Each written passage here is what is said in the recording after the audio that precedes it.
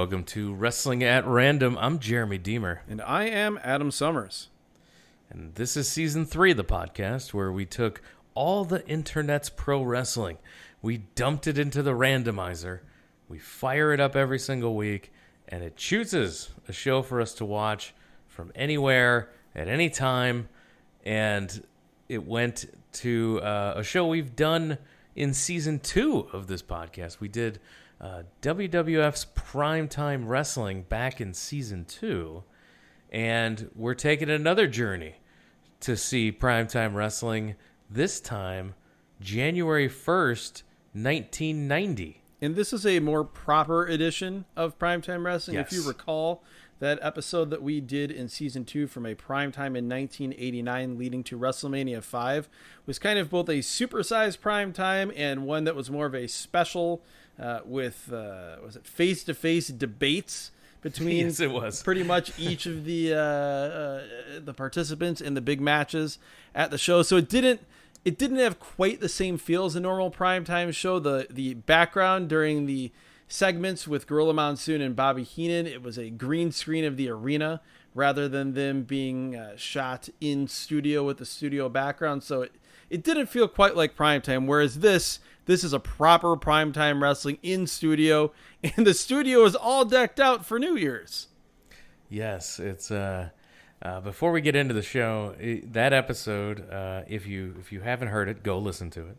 But we're going to go ahead and I'm going to insert a little bit of the history that we went over of the show of Primetime Wrestling. Yeah, so the show is Primetime Wrestling. Now, WWF Primetime Wrestling aired on the USA Network.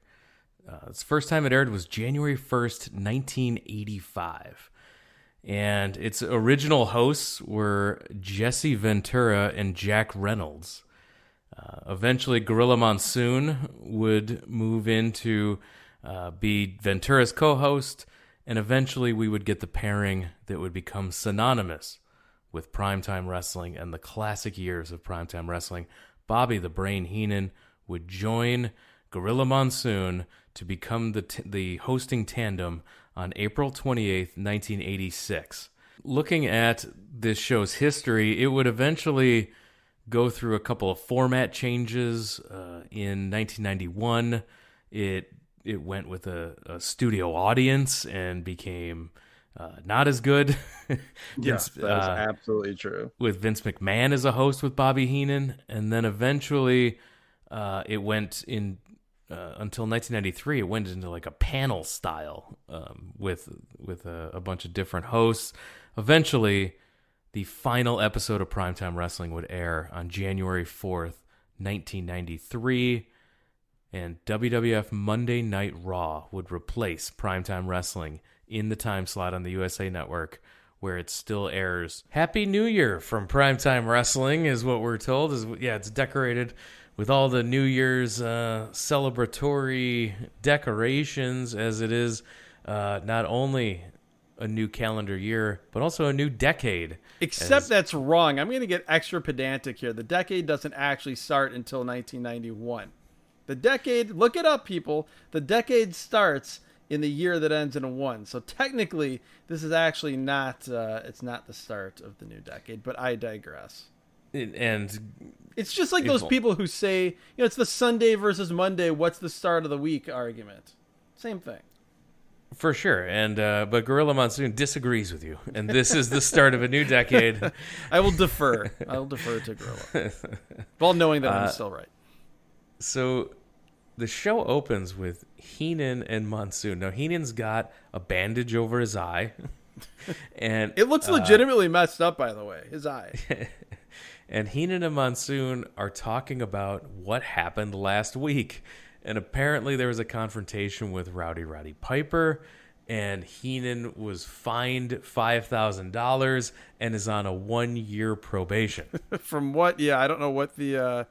I guess he's on probation, but then he's here doing the show. So I guess if he does one more thing, he'll be gone. And God knows Bobby Heenan won't do anything wrong for the rest of his career. Transpired here last week. Wasn't my fault.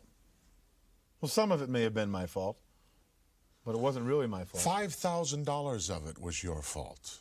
That's what you've been assessed as a fine for your behavior here on Prime Time last week. Yes, I got and the also letter. a 1-year suspension. Not Nobody suspension, ever told me but, that. You'll be on probation for 1 year. At any point in time that I see that you're not behaving yourself or conducting yourself as a fool, as you did here last week, you will be history. Just like the hot rod is history here on Primetime Wrestling. I'd like to clear the air here about something right now. Be my guest. What happened here last week and what I said about Santa Claus and all that was just a ploy to suck Piper into my trap. There's a Santa Claus. There's a Christmas. Everybody knows that. But you see, I had to sacrifice myself. And I your had money. to, once money, in my too. life, probably the first time in my life, lie to you people out there. You're going to start the new year this way? You're going to start lying right off The the only way I could think of to get Piper out of here. We don't need him. We're a team. Your number one nemesis. You think you're done with him, right? Just because he's not here on Primetime anymore. You think you're finished with the guy. It's You're hard not. enough for me to carry you out here, let alone with him. They start the 90s with Bad News Brown versus Mark Young. And Mark Young is wearing the Patriots gear, just no mask. Tony Shivani is on commentary with Lord Al Hayes. Yes. I like this team. Yes, we had that on one previous show. Maybe it was even that 1989 show. I remember where they were... Was it that show? Was that the one that had that horrible Jim Powers? Yes, it was. Iron Jim Mike Powers Sharp match and where Iron they Mike just kind of Sharp. devolved into doing the first ever podcast because the match was so bad. Yes, here again, it's Tony Schiavone and Lord Alfred Hayes. It's also this weird thing where Tony Schiavone, I'm sure with it being the WWF, like they told him to try to tone down the more southern aspects of his announcing voice because he has this really weird affect at times that he's trying really hard to do announcer voice, but it sounds more like he's trying really hard to do I'm not from the South voice. So I'm ready for Bad News Brown to get in here and kill this guy. Yes. But Young catches Bad News with a hip toss, hits a drop kick, and because he scouted that Bad News jumps his opponents at the bell, and then Bad News is on the apron getting back in the ring, and Young drop kicks him off again. Bad News gets back in the ring, a drop kick. Bad News rolls back outside again, and Mark Young does a spin-a-rooney, doing some breakdancing in the ring. This is not how I expected the show to start. It's not how I expected the show to start, and it also is very different from my memories of WWF during this time period where usually guys that were jobbers just got killed. They didn't get a lot of offense, and we see several times throughout this show that it's sort of guys in this jobber plus category that I don't remember much of happening in the WWF, but we have it happen here. We also have several great lines from Lord Alfred Hayes. He calls the powers of pain, as they're running through who's going to be in the Royal Rumble, he calls the powers of pain furious fighting men. He also at one point calls Bad News Brown a hostile battler, which is a great name. And then during this match, we have the first of at least a half dozen mentions of the fact that many cable companies aren't carrying WWF pay-per-views anymore, including the upcoming Royal Rumble, and they need all of us to apparently, for the first time, quote, stand up for WWE or WWF, unquote, and call and complain. I'll get there. I did some research. I'll have thoughts as well, not of the research variety, but of some of the things that Gorilla Monsoon says about this. They don't quite hold legal or political muster, but they're highly entertaining. We'll get there for sure. Bad News is back in. Young puts his head down for a backdrop. Bad News hits him in the back of the head, goes to work. Young takes a beating. He does hit another monkey flip out of the corner, missed an elbow drop. Bad News with some punches, gets a shot into the throat. Bad News goes for a splash, and Mark Young got the knees up. What is this match? Why are they going back and forth? This is very strange. Young leaps to the top rope and does a crossbody for a 2 count. Yeah, that crossbody where you jump back and sort of spin in midair and get that 2 count. He then hits a top rope drop kick that sends Bad News flying, and he's all hung What up am I upside down on the watching? ropes. This is, are we being primed for a Mark Young breakdancing Patriot upset win? Young then misses a charge into the corner. Brown hits the ghetto blaster, his enziguri, for the pin. Mark Young, I had to look it up. I'm like, what is going on? So I looked it up. Mark Young, the adopted son of Chief J. Strongbow. Okay. Trained by Stu Hart. Oh, wow. Wrestled in Continental as Mark Pyle. He wrestled as Vince Young on WCW Saturday Night a few times. In May of 1990, he did an All Japan tour. Wow. And then he would wrestle for Global as Todd Overbow. Todd Overbow. Okay. So that is the career of Mark Young. Back to the studio where Gorilla Monsoon and Bobby Heenan are talking. They're talking about the Royal Rumble.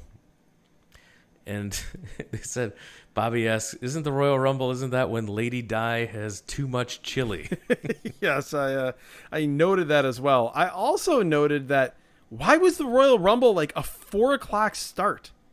I have that written down. The Rumble started at 4 p.m. Eastern on a Sunday. It's so weird. Did the NFL not exist? Was there a strike or a lockout? No, maybe there was an NFL game in the evening that they didn't want to go. Was it Super Bowl Sunday? Super Bowl used not. to be in January. Was this the week after the Super Bowl? Was this leading into the Pro Bowl? I don't know.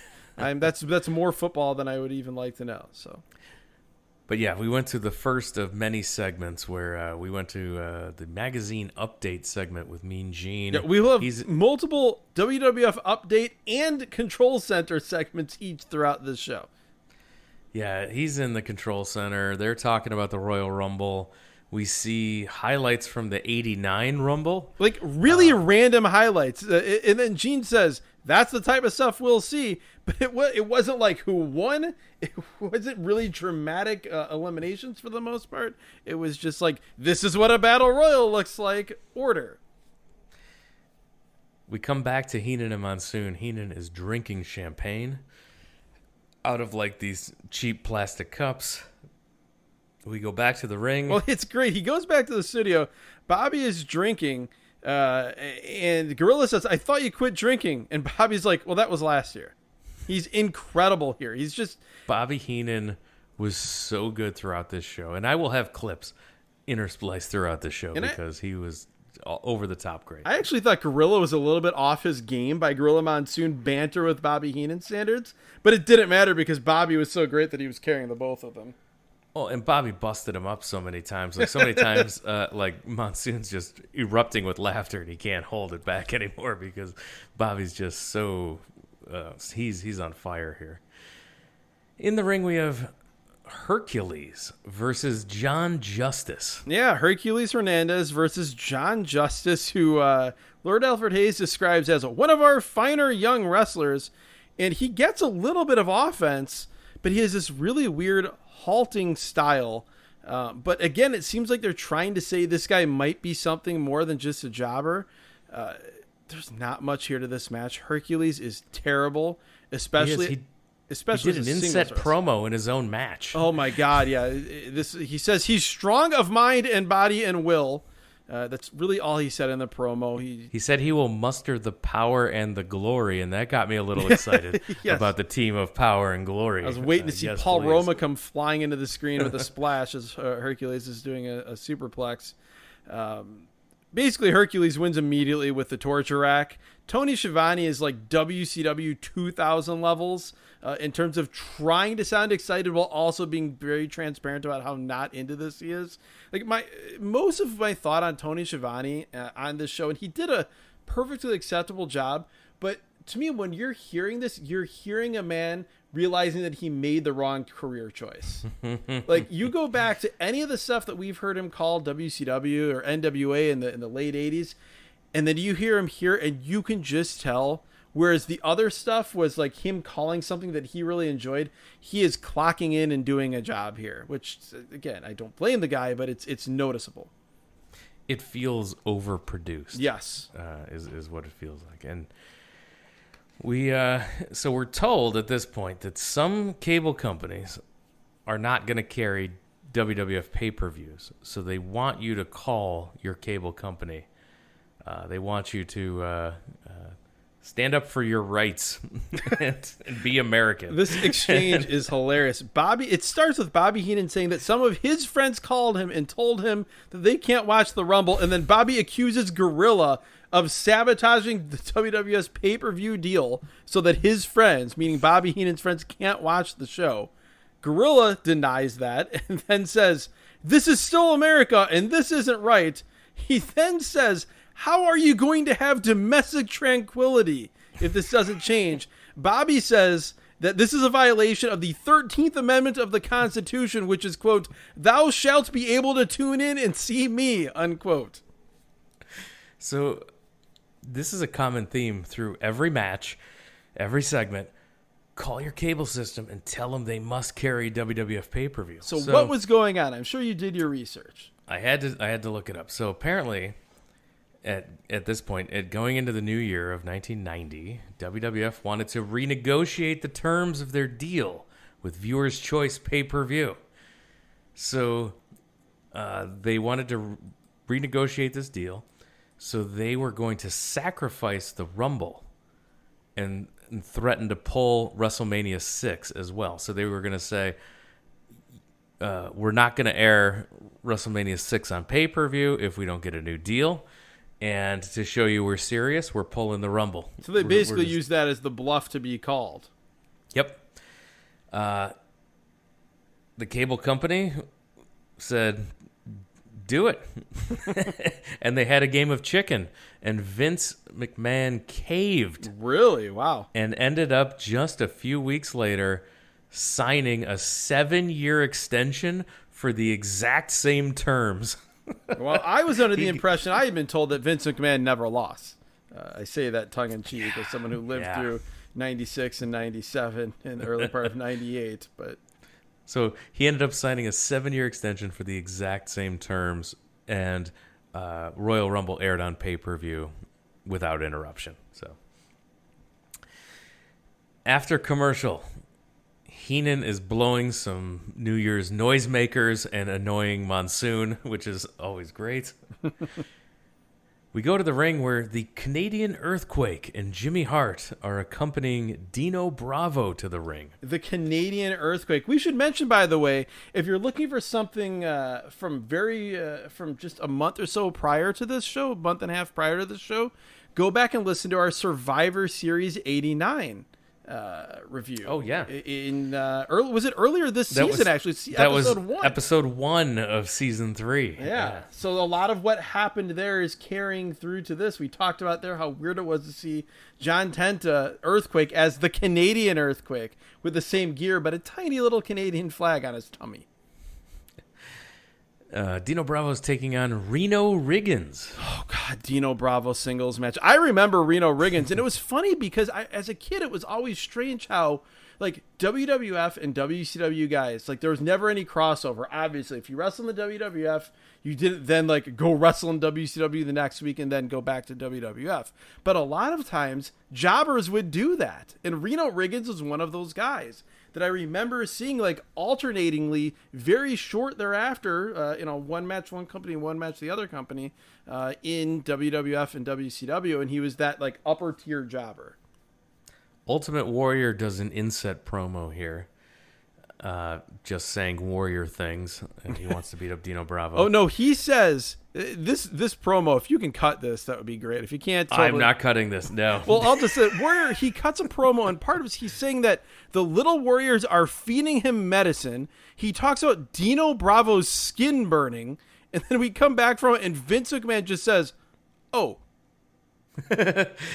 So we get 2 side slams by Bravo, which is his finishing move. It's 2 more than we need to see. Dino Bravo is terrible, and even worse as a singles wrestler. He keeps picking Reno Riggins up over and over again, hitting the slam, picking him up. He hits a 4th one, won't pin him.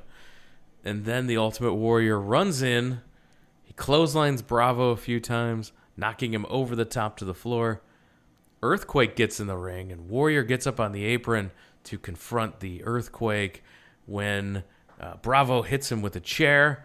A as he's about to get in the terrible ring. chair shot. Terrible. And then Bravo beats up the Warrior on the outside of the ring. You've got a beaten Reno Riggins lying next to a beaten Ultimate Warrior on the floor. So I'm very much looking forward to Royal Rumble 1990 with Dino Bravo and the Canadian Earthquake against Ultimate Warrior and Reno Riggins. That has to be what this was building to, right? Back to Monsoon and Heenan. Heenan heard word that, quote, Warrior sent word to the back to Bravo's dressing room that he was sorry and then that would never happen again. Great. I also love how right when we come back from the match to the studio, Gorilla Monsoon just says, disgusting. And I write down, I agree. That match is going to be terrible when it finally happens. Ultimate Warrior and Dino Bravo in a single. Speaking of terrible, we come back from the break. This isn't terrible. Bobby Heenan and Gorilla Monsoon speculating about tag partners fighting each other in the Rumble. But then the two men that we see in the ring getting ready to take on the Rockers, Pat Rose and a guy named Orville Hutto. The best jobber name I have ever heard. Orville Hutto. So the jobbers so far have been like jobbers that have like decent bodies and might have been trained. They're offensive jobbers in the sense that they look like competent pro wrestlers. It's exactly none of That's these not guys what we want. could have ever been a jobber in Continental. They would have been the champion in 1989 Continental. But here, finally, we get in Pat Rose and Orville Hutto true pathetic jobbers. Yeah, finally we got some pathetic jobbers, and they're taking on the Rockers, Shawn Michaels and Marty Jannetty. The jobbers try to double team Michaels. They throw him over the top. He skins the cat back in. Double drop kick by Michaels and Jannetty. I want to love anything as much as Lord Alfred Hayes loves the Rockers in this match. He gets so excited. Rose tries a sunset flip on Jannetty. Michaels walks into the ring and just pushes the hand of Rose off of Jannetty, and then the Rockers do a double elbow drop. That was awesome. Tremendous. I also love how we get the double back elbow, and Lord Alfred Hayes says the ref is bedazzled. He was not bedazzled. How about Shawn Michaels hitting a spinning vertical suplex? Yes, we'll get there in a second, but first I want to talk about how they did a double press slam on Hoto, throwing him onto Rose. Hoto gets up, and that's when you can really see how out of shape he is and how his gear is ill-fitting, which is what I demand of my jobbers every time. Yeah, I noted that after that spinning vertical suplex, right? Just say, oh my God, Hutto is so pathetic. He is so roly-poly, and then he takes the funniest, only way I can describe it is like if it was like a soap in the 80s and like the female villain on the soap slipped on something. When I say soap, I mean soap opera, U.S. television show. Slipped on something and dramatically went falling with her hands in the air. You see pearls going flying through the air and landing on the ground. That's the bump that Orville Hutto took here on this double punch. Yeah, the spinning vertical suplex by Michaels was great. Power slam by Jannetty. He does a second rope fist drop. Michaels then comes off the shoulders of Jannetty, hits a fist drop, and gets the 3 count. The best part of this is that as they're ending the match, as the match is ending, Lord Alfred Hayes gets so excited that he loses his voice and starts coughing. He was so into the Rockers that they quite literally took his breath away, and rightfully so. My takeaway from this is that the Rockers should have won every match ever. Yeah, they were so good. It's so good, and they stood out so much in this very boring in-ring style of late 80s into 1990 WWF. God, the Rockers were awesome. No, it's a color in black and white here because 100%. Everything was so boring up to this point. That's not, if you're not Monsoon or Heenan, you were incredibly boring up to this point. Yes. Back to Gorilla and Heenan. They're running down the Rumble again, as they always do, and you're actually like they're running down all the excitement that you should be feeling because you can see matchups that you never get to see and you've never seen before. And that's one of the selling points of the Royal Rumble. Yes. And I remember this time, and that was absolutely true. Like, guys were pretty well siloed off from each other. You had much so. Your different scenes, even though they weren't necessarily different divisions, but you had your different scenes, and so guys didn't necessarily mix all that much. And in some ways, it's sort of an extension of what we talked about seeing, Jake the Snake Roberts teaming with Hulk Hogan and Demolition, I believe it was, at the Survivor Series in '89. Then here it's even more so because you're not only are you seeing those potential matchups, but then you have the potential of Axe and Smash going at it, or Warlord and the Barbarian, or any number of things. So I definitely remember as a kid, Royal Rumble, while WWF was not top of my priority list, as we've talked about before, as a child, Royal Rumble was one of those shows that more than any I always wanted to see as a kid, even if I had to go to a friend's house and watch it.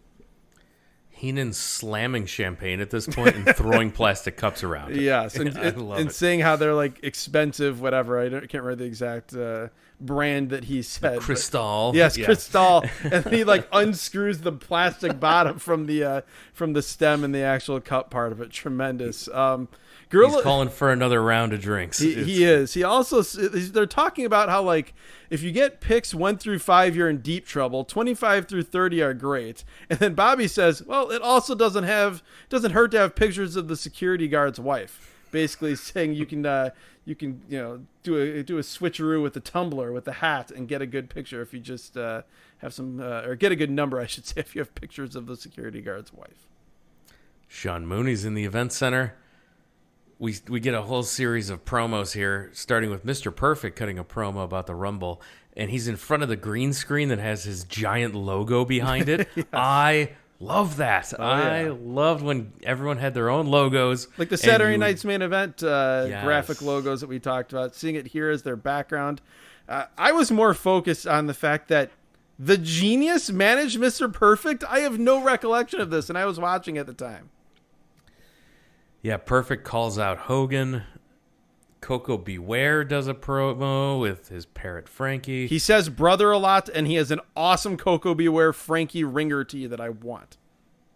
Honky Tonk Man and Jimmy Hart do a promo. Honky says he's going to play 29 hits at the Rumble.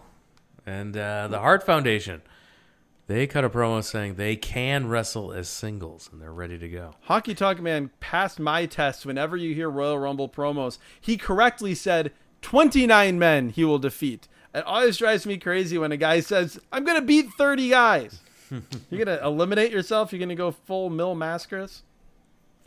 After commercial, we're told how Dish and D-Scrambler owners can order it too. I was so confused because Dish, yes, I understand, but I know what a Dish is. Are they telling people that illegally get pay-per-views that you can get this information direct from the WWF? Aren't D-Scramblers illegal? I grew up during this time period, and I don't remember this. Someone's going to need to fill us in. Were there legal devices called D-Scramblers? Yeah, as someone who had the non-legal version of a D-Scrambler in the mid-90s. The cheater box, as it's colloquially known. A cheater box in the mid-90s. I don't know what a D-Scrambler was in 89, 90 here. I remember the Dish. They had you had the giant satellite dishes in people's backyards. But I don't know what a D-Scrambler is. So anyone listening on Twitter, fill us in. If the Dish and D-Scrambler owners. I feel like the fan base of this show that we don't shout out that much. I'm going to say that I bet our YouTube listeners, I bet there's at least one of our YouTube listeners, I bet they know, that could tell us what a D-Scrambler, a legitimate above board legal D-Scrambler was in 1990. We go to Madison Square Garden, where Gorilla Monsoon and Hillbilly Jim are on That's commentary. Who that was. I could not figure out who that was. And so first you think, oh man, Madison Square Garden, early 1990. This has the potential to be really fun, right? Oh. Wrong. It is the Brooklyn Brawler Steve Lombardi taking on a man fresh off of a run as world-class championship wrestling world heavyweight champion, water finding its level here in the WWF, Al Perez. Oh, it's joined in progress, thank God. Thank God. It was not joined enough in progress. That is undoubtedly true. The highlight of this match, and maybe of the non-Heenan Monsoon studio segments, is Gorilla Monsoon's description of the Brooklyn Brawler's look. He says, this is a direct quote, "The Brooklyn Brawler looks like a hand grenade went off in his pocket," unquote. So the Brawler is on offense, and he's so boring. Oh my God, this is hideous. Offense in terms of like, I am taking offense at this offense. There is just terrible, like bootleg rakes, punches to the stomach. Al Perez tries to pick up Brooklyn Brawler for a body slam and just drops him. He accidentally dropped him, and like nobody cared when Perez tried to fire back up, and like nobody cared. There was boring chants from the crowd. Nowhere in near MSG. enough of them, but it was. They were correct in their analysis. Oh, yeah, they were. The only cool in-ring thing in this match was Brooklyn Brawler throws Al Perez over the top rope, and Al Perez gets his foot caught in between the second and third rope, which was different. But man, this just kept going. At one point, Brooklyn Brawler had this toe hold on Al Perez for multiple minutes. Oh, Then this was so boring. Al Perez goes for a small package that Gorilla Monsoon heavily critiques as far as the... He's like, he doesn't have them. It's not on right. No, this is just... this is not good. Finally, and we're not doing justice how terrible this is, but we've all... You listening, we doing this podcast, we've got better things to do than spend too much time talking on this complete nothing of a match. Al Perez slams Brooklyn Brawler off the top rope out of the corner, hits a punch to the stomach, and then apparently didn't watch Shawn Michaels' match earlier because he hits a spinning suplex and gets the win. That was different at least, but my God, this was not much. Now, and newsflash, Shawn Michaels does a better spinning suplex than Al Perez does. Accurate. And again, I just have to reiterate, this is just a few short years after Al Perez, in the dying, waning days of World Class, was the You world... can go to season 2 of this podcast Yes. and hear our review of 87 World Class. Al Perez and Kevin Von Erich, if I recall correctly. So, yeah, like I said, water found its level here with Al Perez in this sort of match. The best part afterwards, they go back to the studio. This is the only time where Gorilla Monsoon and Bobby Heenan do not even mention the match that had just happened. No. They completely ignore it. Monsoon's telling us that Queen Sherry and Dusty Rhodes' new manager, Sapphire, will be on the Brother Love show at the Royal Rumble. Heenan then mentions that he keeps Sapphire's picture in his window to keep the burglars away. Bobby Heenan. We then go to a championship match on now I remember when this championship match aired on Superstars, and it was at the end of the year, and now we're seeing it here on the first edition of the new year of Prime Time, which was not out of the ordinary. A lot of, for the most part, the matches on Prime Time, none of them were really, or most of them were not Prime Time exclusive. They were usually or filmed specifically for Prime Time. They were usually from Challenge or Superstars or All-Star Wrestling, or in the case of the last match, just something pulled from a Madison Square Garden or Boston Garden house show.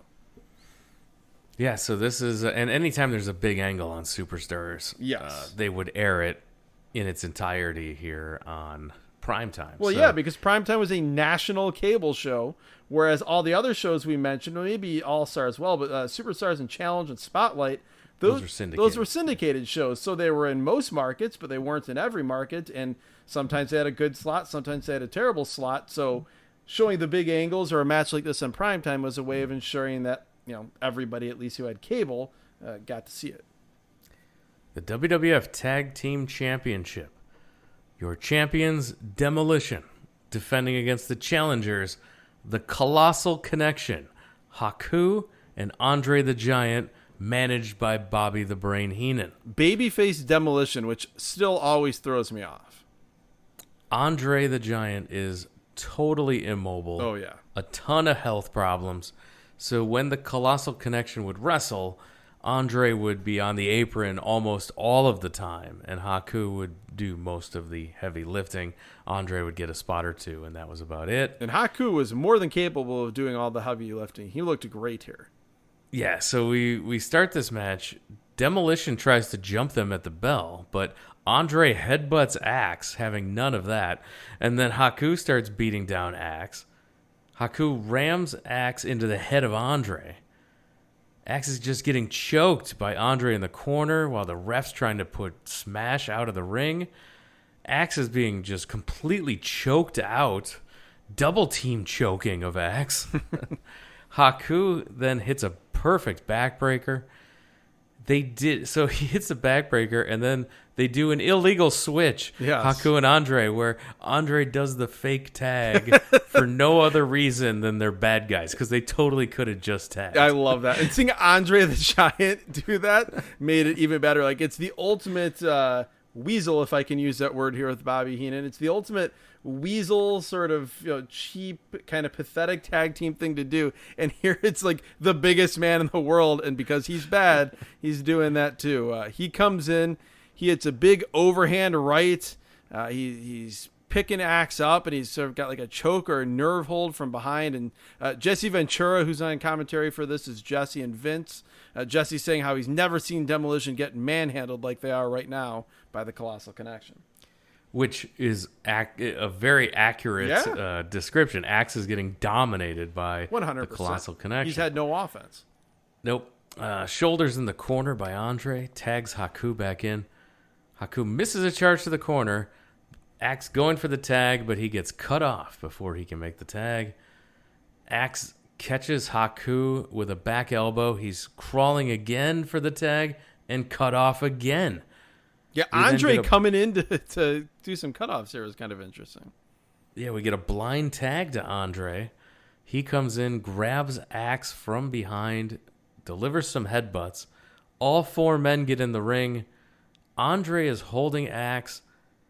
We see a super kick by Haku. I was sure Axe was going to move, and Haku was going to super kick Andre. 100% convinced. That's not what happened here, though. Haku hits the super kick, and then Andre the Giant hits a huge elbow drop. And gets a 3 count. New champions. This was legit domination. Smash never tagged in. Andre is holding the belt. Haku's holding the belt. Andre's talking all kinds of smack about winning here. And he's getting some shots in after the bell. And the new tag team champions, Demolition, completely squashed. This match was nothing, and it was also awesome. I can't describe and to you. You so infrequently saw a title change on Superstars. Yeah. Let's see a title change on TV, and then the way they did this, it was so different. I loved how dominant this was for the Colossal Connection. I loved that Smash never even tagged in. It was just they could never get going, and before they knew what hit them, they were defeated. I also love the finish. Again, Andre hit this huge elbow drop that looked great. It looked like death. And then Smash comes in to try to make the save. He comes in and grabs Andre's foot and tries to pull him off of Axe, but it's impossible. And so the ref keeps counting to 3. And like you said, we have new tag team champions. This was, like I said, not much and also awesome at the same time. We go back to the studio with Brain and Gorilla. Heenan talks about how he didn't do anything. He said, did I interfere? Did I trip a man? Did I distract the ref? Did I do anything wrong? No. Monsoon tries to say that it wasn't a one-sided affair. Yes, it was, Gorilla. Yeah. Yes, it was. I write down. Gorilla says it wasn't a one-sided affair, and Gorilla is wrong, all caps. I don't know if they did this studio hit without Gorilla having seen the match, but you could not have had a more one-sided title match. One of the guys on the team never even got in, and it was like 4 minutes long.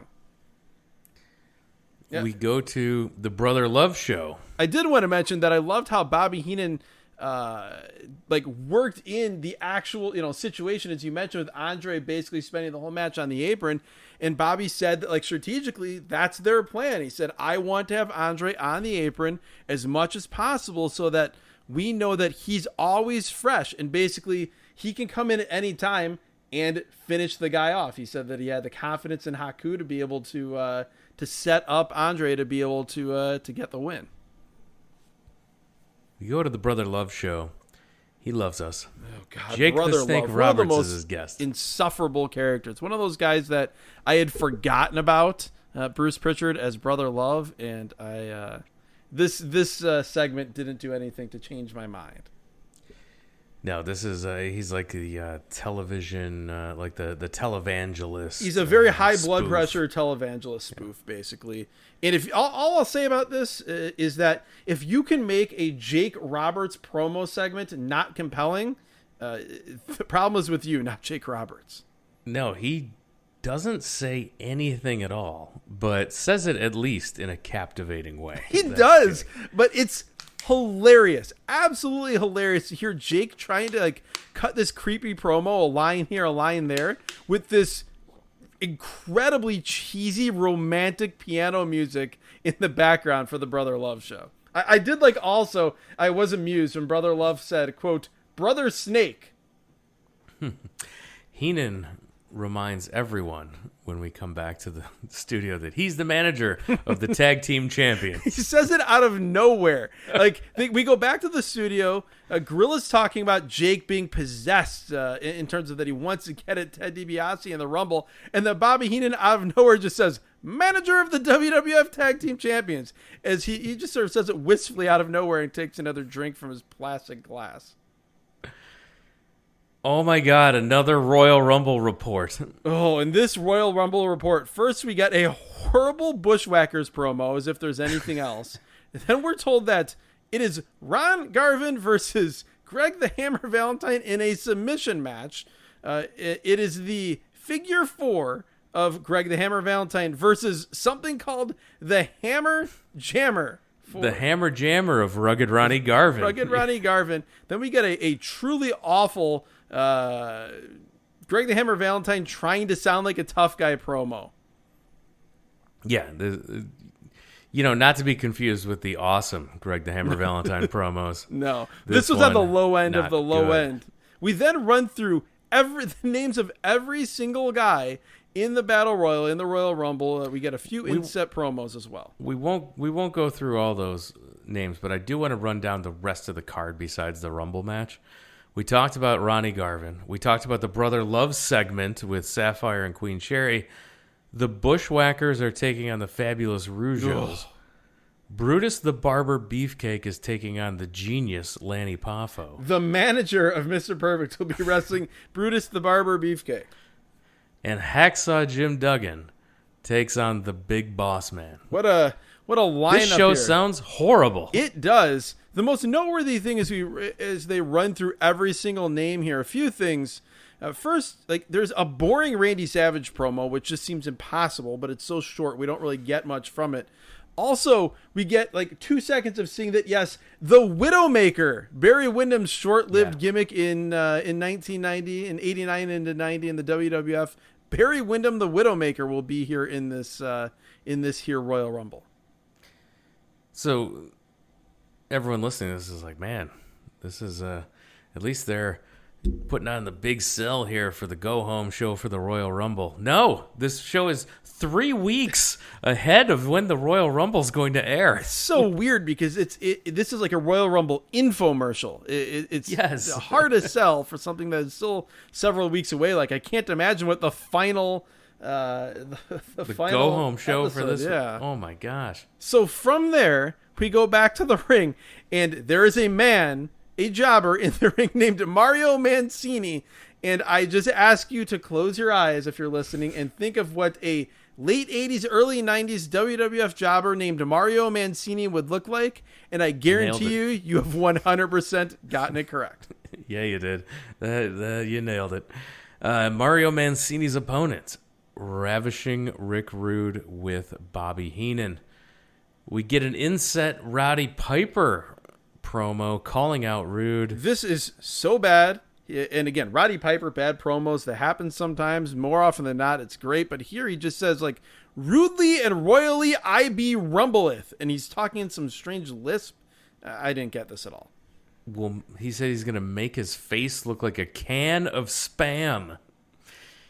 We get this is a nothing match, just a quick Rude Awakening, his neck breaker for the win, and it's over. The taping is in Huntsville, Alabama, which is a WCW stronghold. I'm assuming this is at the Von Braun Civic Center, so it was weird to see the WWF there.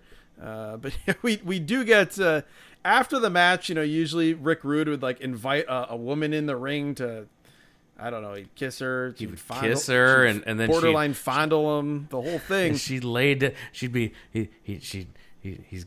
dipping her, giving her a kiss, and lays her down in the ring. TKO and via Rude kiss Awakening. is Yes, basically the situation. Here, though, after Bobby says, "Are you ready to make some lovely lady from Alabama happy?" Rick Rude says, "As a matter of fact, I'm not. There isn't a female in Alabama woman enough to lace my boots," he says.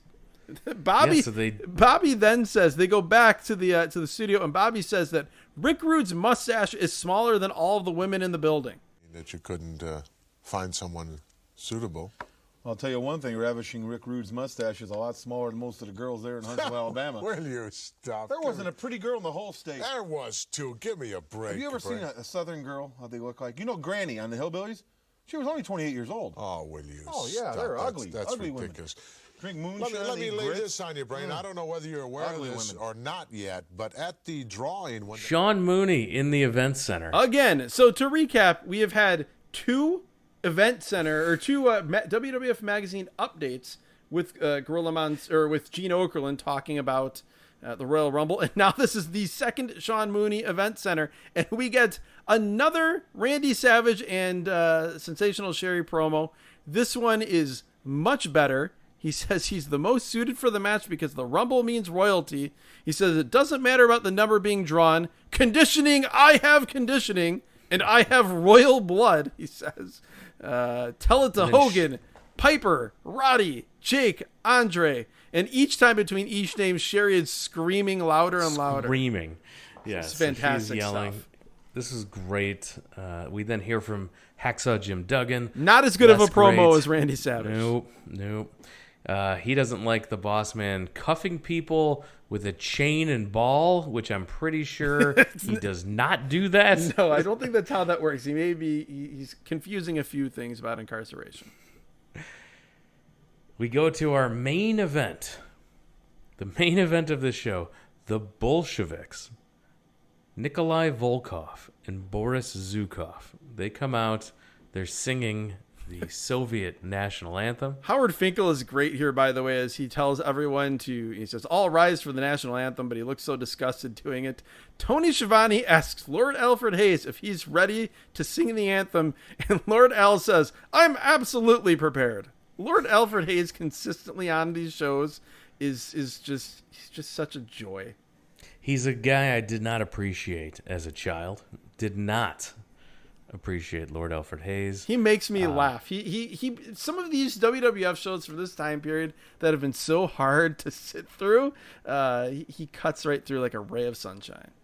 Could you imagine the TNT show without No! Lord Al Hayes? No, Oh you my could not. God. You could not do it. It could not be done. No, and I love him like on commentary for some of these hideously boring things where he's just cracking wise, and it's super funny. He's essential for any of these Brooklyn Brawler, Iron Mike Sharp, Reno Riggins type matches. Having him there is absolutely necessary. The singing is interrupted by the theme song of the Hart Foundation. They come out and they are popular. Yes, it's also interesting too because you remember earlier on in their run that they were heels. Here they are baby faces as we're getting closer and closer to Bret Hart becoming a singles wrestler. Hart gives his sunglasses to someone at ringside. Bret then starts the match with Boris Zukov. Bret Hart and Boris Zukov, talk about a chasm of talent between two men. It is Grand Canyon deep and wide. this is where, as I'm watching this match, and it's Bret Hart in there with Boris Zukov and Nikolai Volkov, and I think of all the guys he wrestled in the WWF that were terrible, terrible wrestlers. And you just wonder if Bret Hart had come up in a different promotion or just was in a different situation. Like, we know how great Bret Hart was. He's thought of correctly as one of the greatest in-ring wrestlers of, the modern era. When I say the modern era, I basically mean of my lifetime. But think about that wrestler in there with like great wrestlers night in and night out, instead of having to drag, the Boris Zukovs and the Nikolai Volkovs and the Skinners and the Mounties and all those guys, having to try to drag something out of those guys. Well, there's a difference between singles Bret Hart trying to drag stuff out of guys and this Bret Hart with the Hart Foundation against the Bolsheviks. He's phoning it in, but he's doing all of his Bret stuff, and Bret at 70% is significantly better than anyone else in the ring here. Oh my God, significantly better, I would say, than pretty much anyone else in the roster at this point.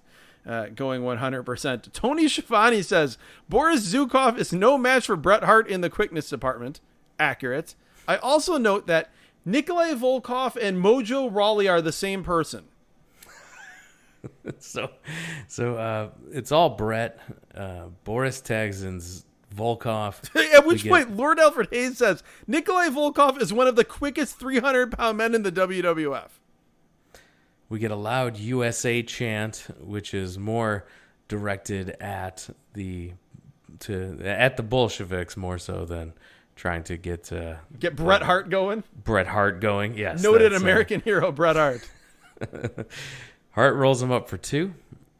Hitman teases a test of strength with Volkov, even wiping the sweat off his hands using the ropes, getting ready for this test of strength with Volkov, but then tags in Neidhart instead. You have never heard anyone as proud of themselves as Lord Alfred Hayes was for predicting that some 15 seconds earlier that would happen, that's what Bret was setting up, and then it happens. He's so happy and so proud of himself. They have a test of strength as we go to a commercial. Never have I enjoyed a commercial break more than interrupting a Neidhart and Nikolai Volkov test of strength. It's so weird, though. I had forgotten about this formatting on Primetime where there's a match happening. We go back to the studio. They talk for like a minute, and then they go to commercial. Then we come back. We're in the studio again. We get another minute or so of talk, and then we go back to the ring. Totally fine, because it obviously progresses through the match, but it's just something very different if you're not ready for it. Yeah, after commercial, the Russians are double-teaming Neidhart. Neidhart fights back with forearms. Zukov and Neidhart collide, and Neidhart makes the tag, but the ref was distracted by Volkov. As the ref is putting Bret out, Neidhart had Volkov in a sunset flip for a 7 or 8 count. Here's a theme that will happen throughout the rest of this match. Why are we protecting the Bolsheviks? Jim Neidhart gets a visual pin, but the ref is distracted. Yeah, when the ref turns around, Volkov kicks out. More double teaming by the Bolsheviks, who are taking way too much of this match. Oh my God, it's insufferable. The standing front face lock by Boris Zukov, which will never end. Their offense is horrible. Anvil hits a double clothesline on both Russians. Then he makes the hot tag to the Hitman. He runs wild on both the Russians, rams their heads together. Hitman drops an elbow off the middle rope for the 2 count. And it was the falling version. That's how you always know if Bret's going to land his second rope elbow. If it's the one where he lands on his knees, he always hits it. If it's the more traditional back bump elbow drop, he always misses. Hart hits Volkov in the stomach, and he screams in hilarious fashion. Slingshots Anvil into the ring over the top rope, taking out Volkov. Utilizing wrestling physics. It's like when you bring your opponent in the hard way. Instead, he brought his partner in the hard way into a slingshot shoulder block. Finish comes when Volkov is holding the anvil. Zukov takes off his own boot, jumps off the second rope, and hits the anvil with it. The ref sees it and disqualifies the Russians. Why are we protecting the Bolsheviks? Again, you cannot put the Hart Foundation over Boris Zukov and Nikolai Volkov clean. We need a DQ. So weird. They beat down the Hitman after the bell. The Anvil ends up chasing off the Russians by hitting them with the boot. This was lame. What a lame main event and a lame finish. How is the tag team championship not the main event? Yeah, This was horrible. I was wondering the same thing. Like, I'm fine with this being the main event if it's the Hart Foundation gets, a relatively easy win. Easy win. Sells for a minute. Heart attack finish. Yeah. Done. Sell for a minute or 90 seconds. Hot tag, heart attack finish. We're out. Babyfaces win to end the show. Instead, it's Hart Foundation sells for most of the match from the Bolsheviks. Bolsheviks get disqualified for kicking too much ass. And that's somehow supposed to make us excited about the Hart Foundation. Back in the studio, Heenan reminds Monsoon that he's the only manager with a champion. Yes. He slams more champagne, says, "Another round." And then they remind you again to call your cable system and do something about it. Write a letter to your congressman. Write a letter to your senator or congressperson. Bobby Heenan says that he would send Andre the Giant after the cable companies in a dark alley. Heenan then, while Monsoon's talking, he's just knocking over empty glasses. Flicking them onto the floor. Done drinking. That's the show. Well, they close the show with Monsoon saying, "Until next week, Gorilla Monsoon for the alcoholics," saying, "So long." And then as it fades away, you hear Heenan off camera. You hear him say, "Your dad's here?" Yes, that was great. Just, again, classic quick wit from Bobby. Guaranteed he didn't know that Gorilla was going to say that. Gorilla didn't know then that Bobby was going to come back with that retort. And that last, 4 seconds of the show encapsulated everything that made Primetime Wrestling great and made it watchable. Because if you take Gorilla Monsoon and Bobby Heenan out of this program, and let's say you put anyone else, any two other people, even if it's a more entertaining guy, at least to us, like Lord Alfred Hayes, let's say you put Sean Mooney, just imagine Sean Mooney and Jimmy Hart doing Primetime Wrestling, how terrible it would be when you think about how bad all the wrestling was on this for the most part, how just nonstop the promos were for the Royal Rumble. The draw 100% is the interplay between Gorilla Monsoon and Bobby Heenan. It's never been matched. It will never be matched, and it's glorious here. No, all of the fun was from Heenan and Monsoon. Exclusively.